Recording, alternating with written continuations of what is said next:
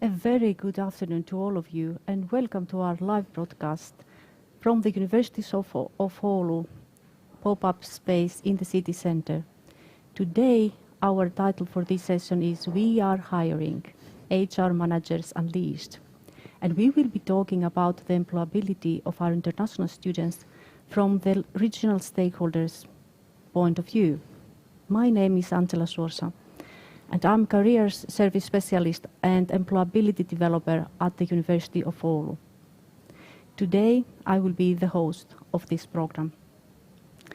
Now, local employers are searching for skillful workforce, and they are turning their attention to our university. But why and what they're looking for? Answers to these questions will be given by our guests, 3 outstanding HR managers, which I'm just about to unleash. Now we have here today Hanne Mattinen. She is the HR manager of UROS, an ICT company specializing in the Internet of Things. Welcome, Hanne. Thanks. Could you tell us something about yourself and the company? Yeah, sure. So my name is Hanne Mattinen, and I'm a human resource manager at UROS. And well, my role is quite broad. I do basically everything that involves people. I think the best part of my work is that I really get to help our people to shine in their professions. And about the company. Yes, the company is very important for the region. Yeah. Could you please say a few words about it? Sure. So we are an Oulu-based company, originally from Oulu, and we build IoT and global connectivity solutions for broad range of industries, businesses, and consumers. And we really love challenges. I think it's kind of in our DNA that we love big problems and want to develop solutions for those big issues in the world. 10 years ago, we started with tackling the data roaming issue. That was, well, back then it was a huge issue. It was really expensive, also in Europe. So that was our first product, and since then we've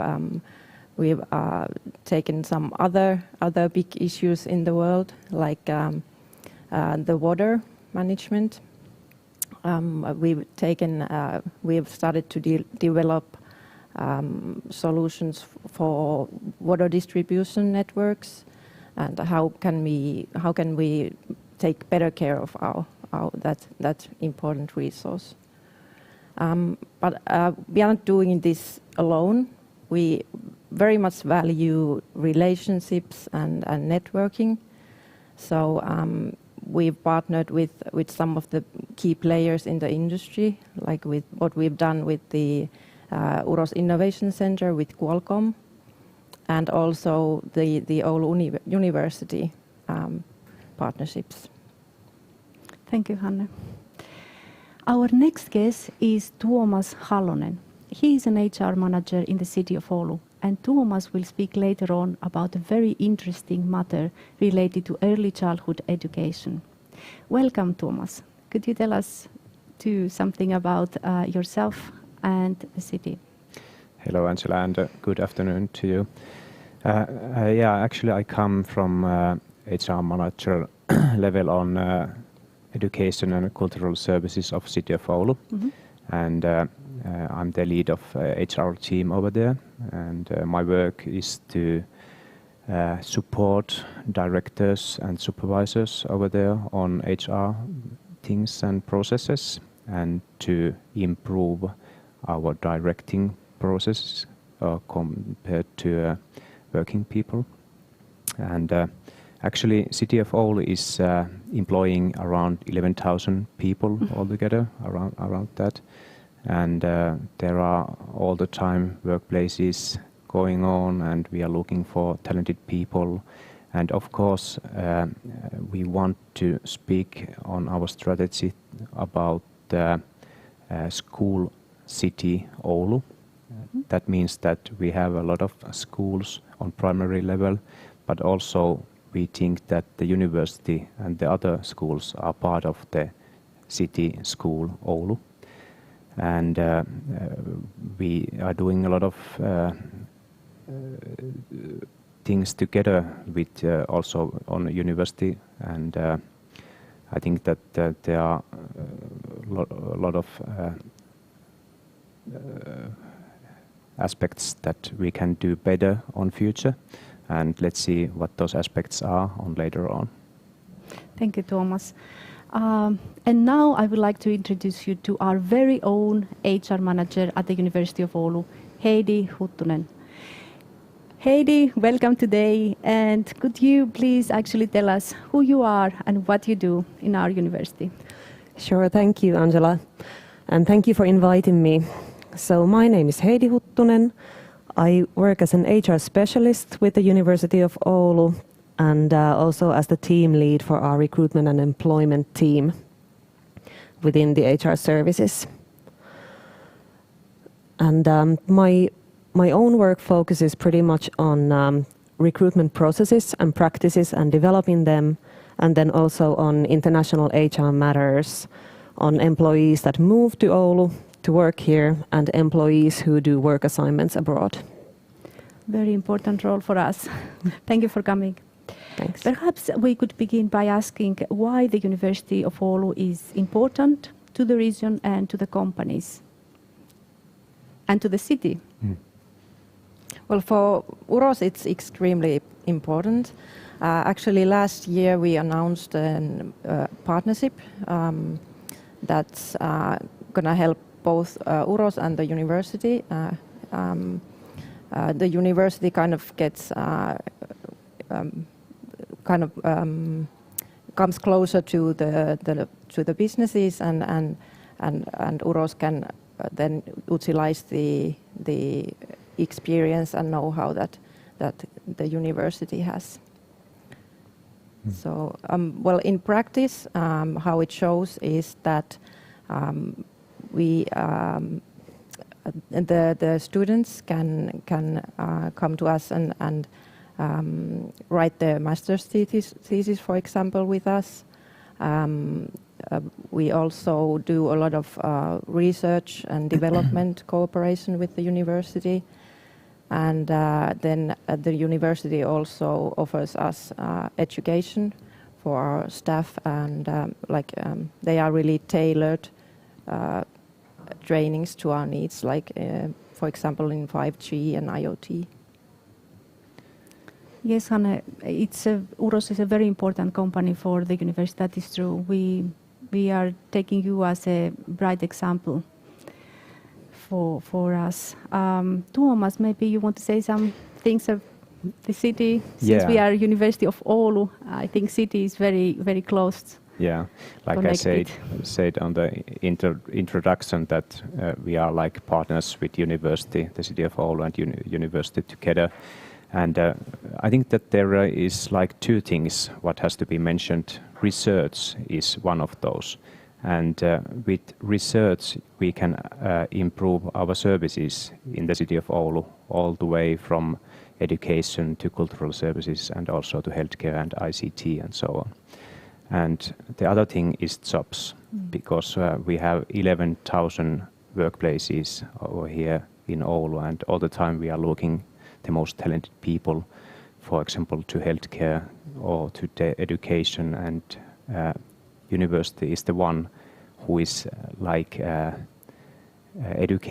educating the people for our needs. So we have to have hands-on on that matter also, and we are talking all the way, almost every week, what to do to improve our recruiting processes, and also how can we advertise our workplaces to people who are still studying over there in the university, to get those people to work on our workplaces.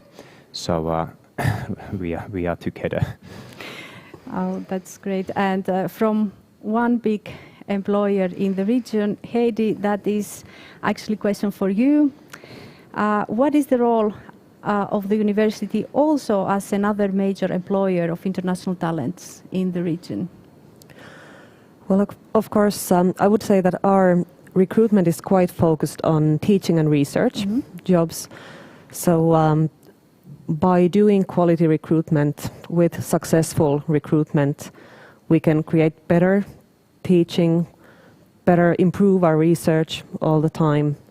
And by doing quality research and teaching, I think the University of Oulu is an attractive place for students to apply to, and also for further employees to apply to work with us. And then of course it creates attraction for the whole region if interesting things happen within the university and with other employers here. Heidi, can I ask you some more concrete numbers? Of course. How many, actually, what means university as an employer? How many of us is there? Well, all in all, we have approximately 3,000 employees, and out of those, 680 are other than Finnish nationals. So our international community among employees is quite big, and I hope in that sense also the university can lead the way also for other employers in the region and encourage others to recruit international talent. Yeah, that is true. A lot of people, they see our university as actually an education institution, but we are also an employer, a strong employer in the region. If I now make a more broad question, that can we a little bit speculate that what can be the reason that even though there is a shortage of skillful employees in various fields in the region, our international students are not finding jobs? I might say a few words about this. I hope that it's not because of the attitudes of the employers. But I think that if there are some attitudes, we can deal with it and we can do something with it, and we have to discuss about it. Of course, if thinking about statistics, the unemployment rate on youth people over here in Oulu region is a bit higher than on other major big cities in Finland. And that's the challenge for us. And for example, when the international student is like competing on that matter with other students about workplaces, about internships, it means that you have to work hard. You have to contact people, you have to do your best. And I think that this is my advice, that there is always competition. So you have to know yourself, and you have to have the best self-esteem, and you have to have the motivation, and do the best you can on that matter. So I think after that you will gain your results. Yeah, I agree. And also I think the language issue might be another thing that's hindering the students. Many companies require Finnish skills. I think it's easier in the IT sector that the companies don't require Finnish, but well, like at UROS, we've been English-speaking company since the very beginning, so it doesn't matter at all if you don't speak a word Finnish. Oh, that's good to hear. I'm sure that a lot of our audience really like to hear this. Tuomas, now maybe it's a good time to tell us more about the early childhood education situation, which is a good example actually of the workforce shortage in the region. Yes, it's a lot of narratives about it. So yeah, you are right, Angela. Actually, in the city of Oulu, if we have altogether 11,000 employees, around 2,000 of those are working on early childhood education. So it's a very big service area for us. and it's seen on a daily basis over there in the different parts of Oulu.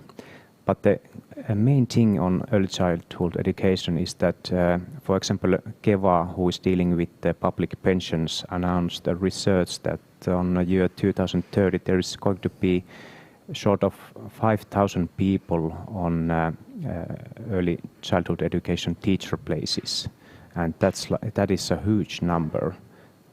Short of 5,000 people, and for example, that's nationwide number. Yeah. And for example, right now it's around 4,000. So that means that there are jobs where we cannot get people to work on, qualified people. And I know that over there on south, on Helsinki area, they are doing some experiments on bringing Spanish people, qualified Spanish people to work on early childhood education jobs. And I think this is thing what has to be seen, has to be done and looked for, because it's quite hard to fill those positions without looking internationally and look for the workforce from there.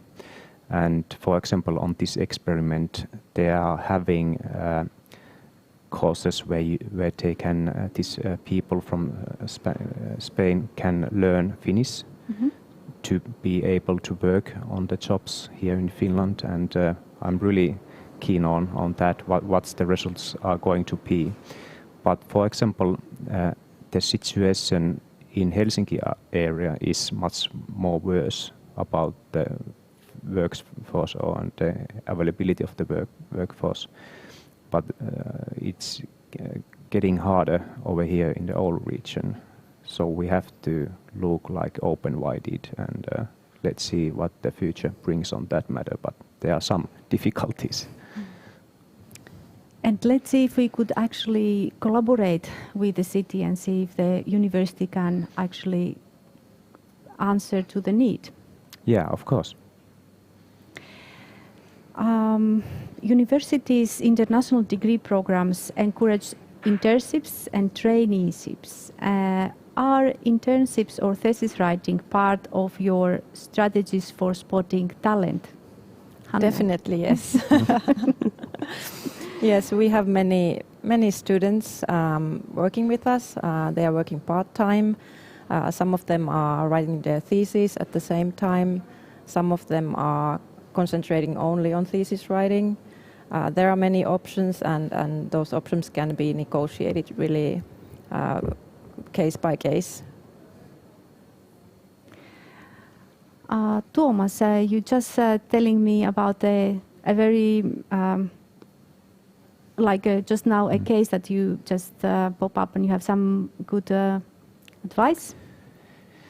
Yeah, at first hand about the internships or about the master thesis places, I think it's like 50-60 theory in city of Oulu. Like some of the places are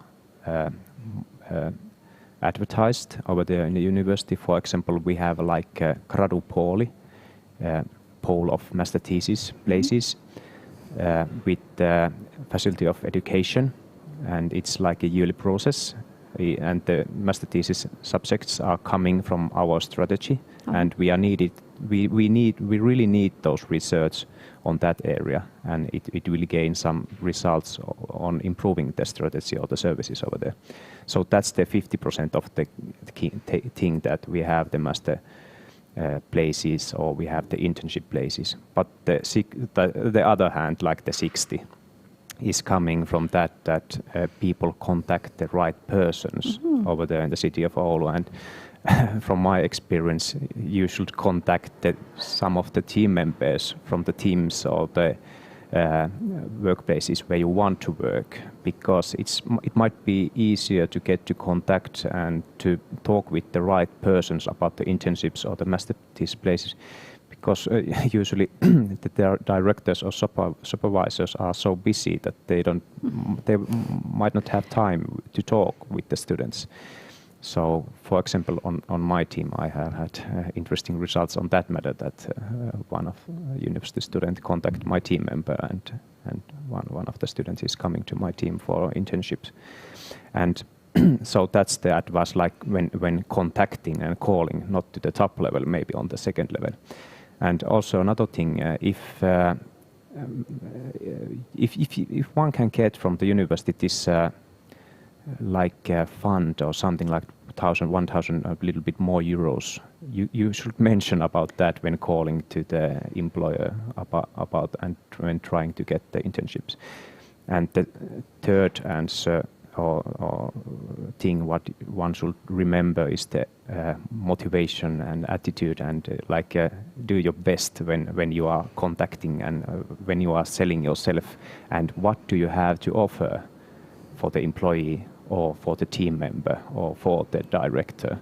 So that's the selling part of the process.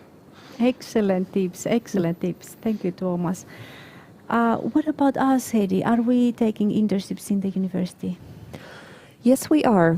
This year we have had approximately 40 open internship positions advertised through our recruitment system.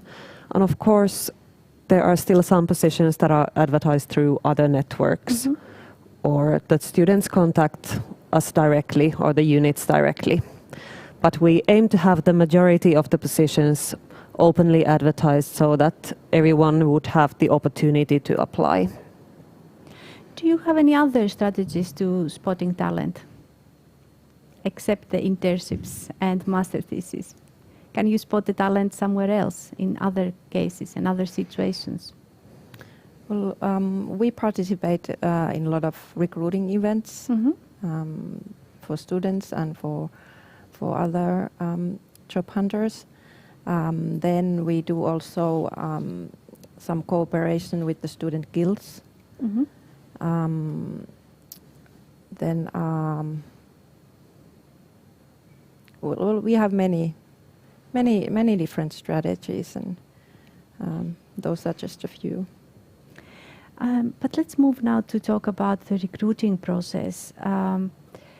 What you are looking from our students, both natives and internationals.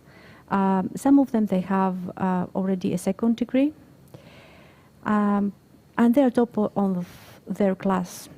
Is that enough to guarantee employment?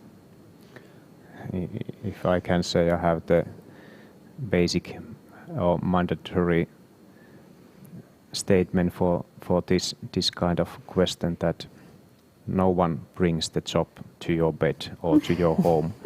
That one has to do the best what she or he can to gain the internship or the job place.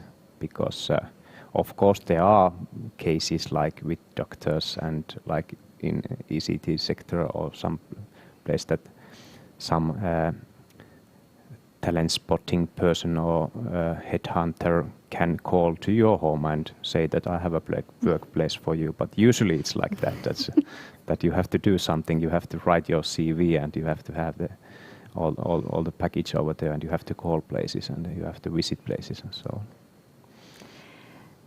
Hanne, is that enough if somebody is a top engineer? Can you hire him without? I think it's a good start.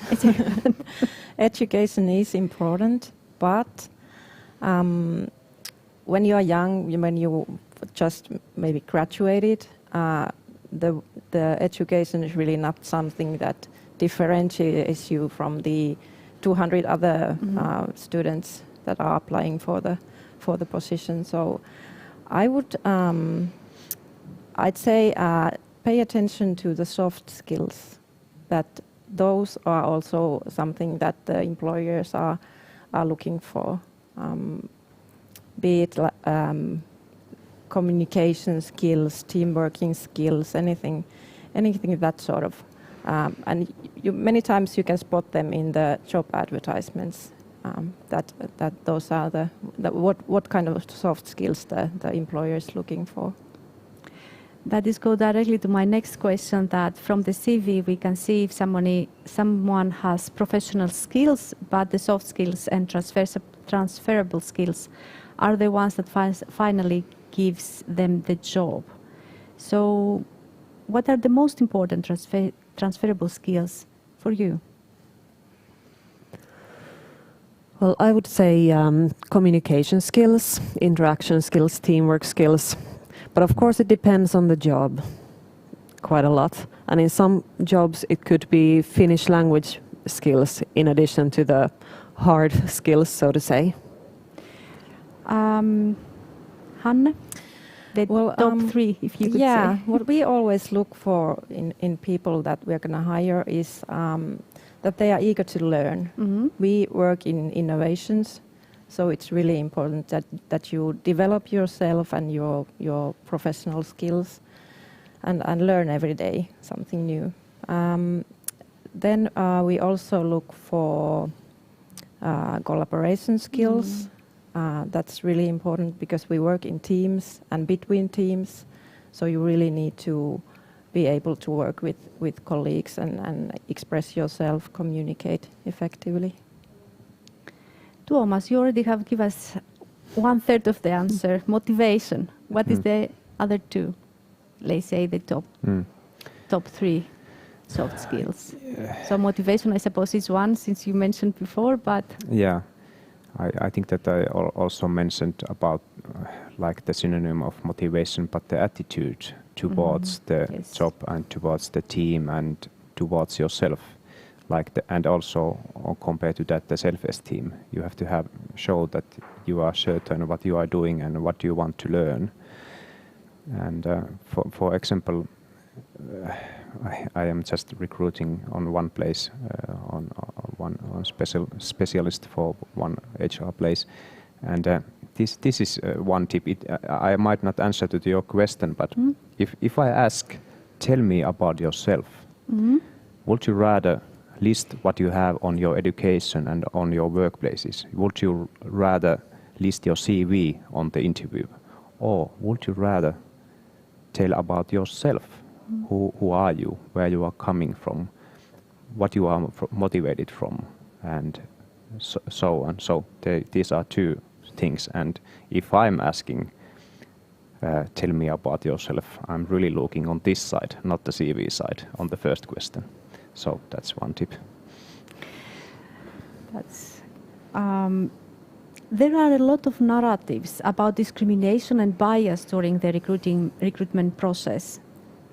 Can we use personality assessment programs or gamification applications for the recruitment process to eliminate discrimination and bias? Well, I wouldn't use them as the only tool. Of course, they can be utilized, but it's just they are just small pieces of the bigger puzzle.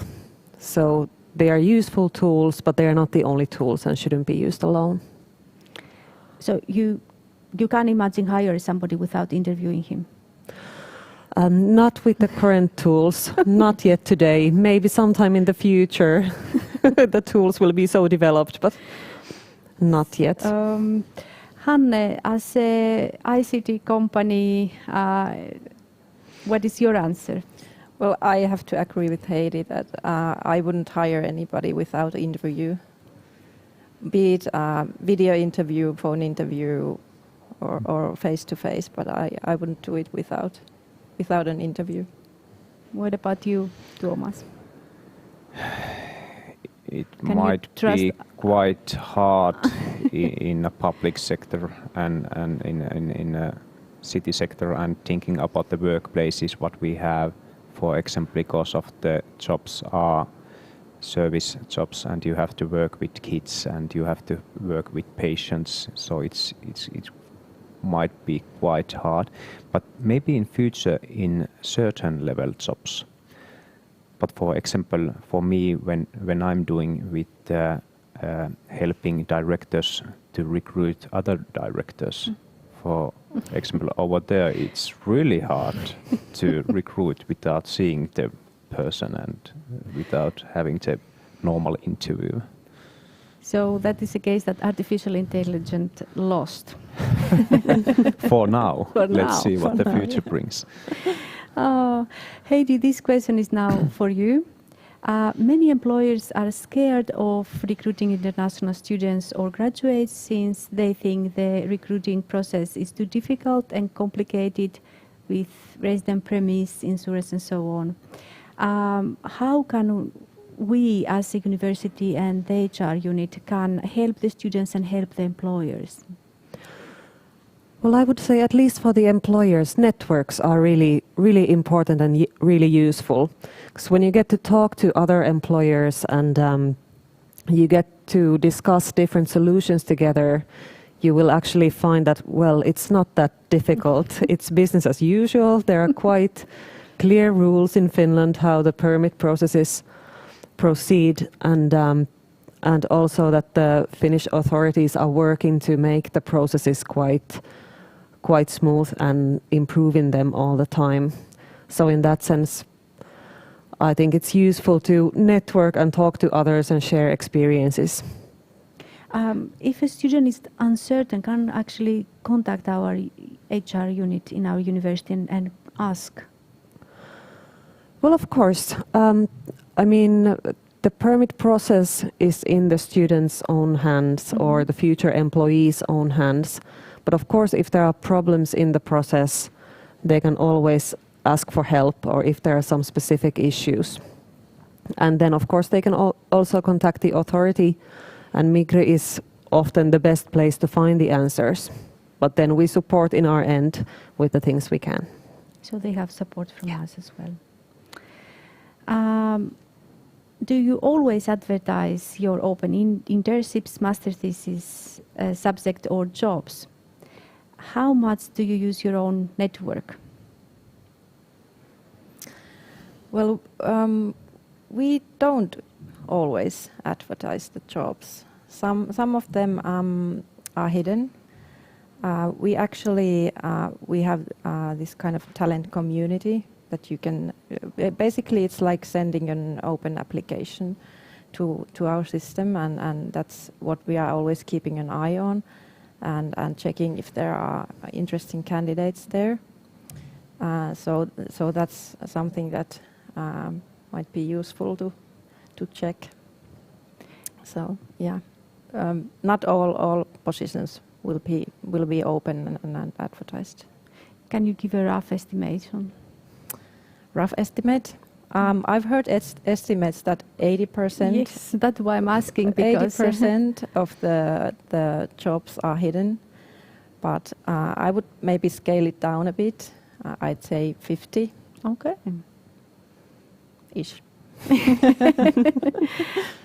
Tuomas, what about the open applications for the city of Oulu? Is that an option?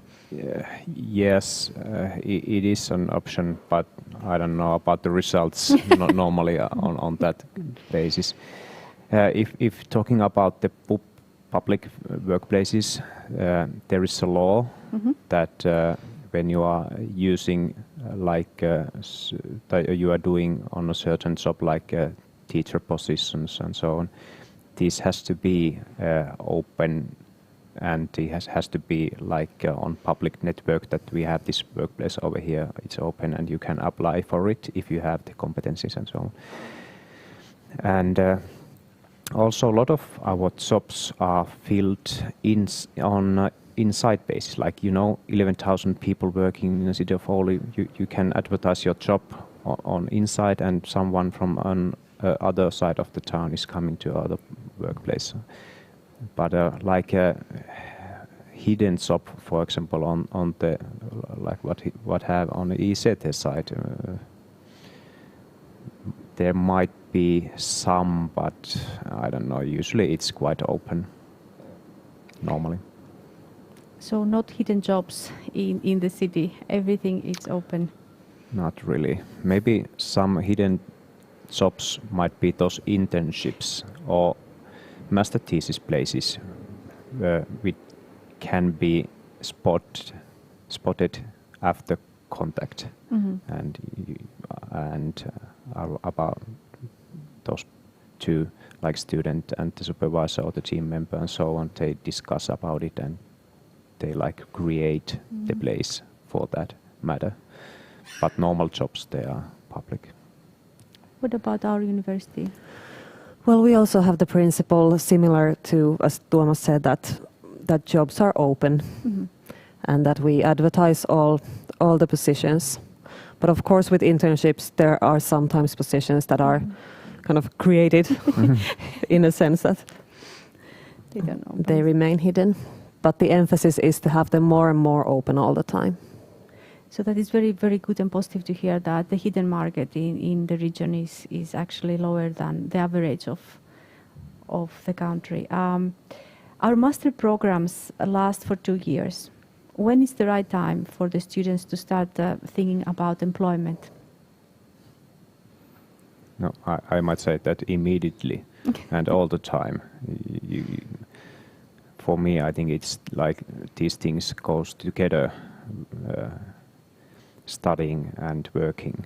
And I think that you lose if you start thinking about job places or working after you graduate. You have to start thinking about it immediately, and at least through the summer job side and through some other side, for example on the internship side, but immediately. Yeah, I agree. Immediately, yes. It's very much about building relationships and networks. So it takes time. It doesn't happen just in a week or two. So right from the beginning, that's my advice also. When you are taking an internship, are you looking then, can the students think that maybe that is a possibility for work after graduation? What is the policy in UROS? Well, that's our main goal, actually, that we always look for that continuity. Even though it would be just an internship or a couple of months during the summertime or thesis work, we always look for more than that and see that want to see that person continue working with us in the future. If somebody looking for a summer job, can he send his application in November?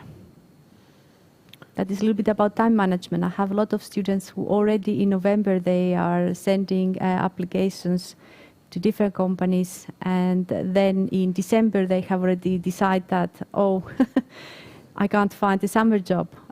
When it's actually, we talk like about time management. Well, at the university, we do have internships running throughout the year. So there may be positions at any time of the year. And of course, when there are open positions, you apply. But I guess most places are opened around end of January, early February. So that would be the time. In many cases, November is still a bit early for us and our units. For us, November is as good month as any other.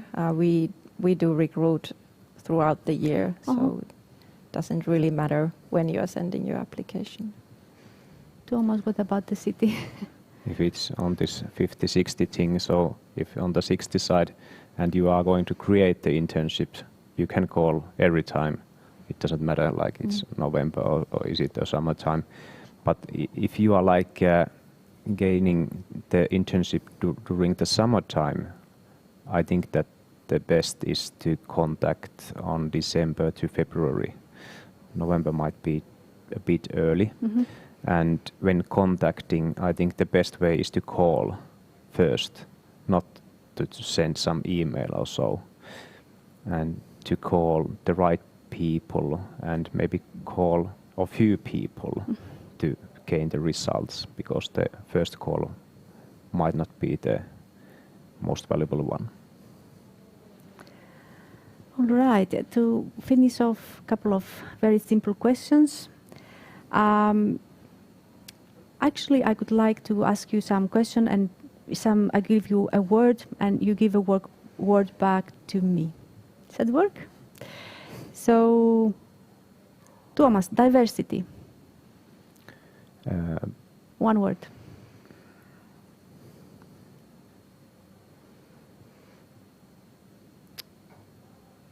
That's quite hard. What I should say, I would like to answer a bit more on that matter, but next.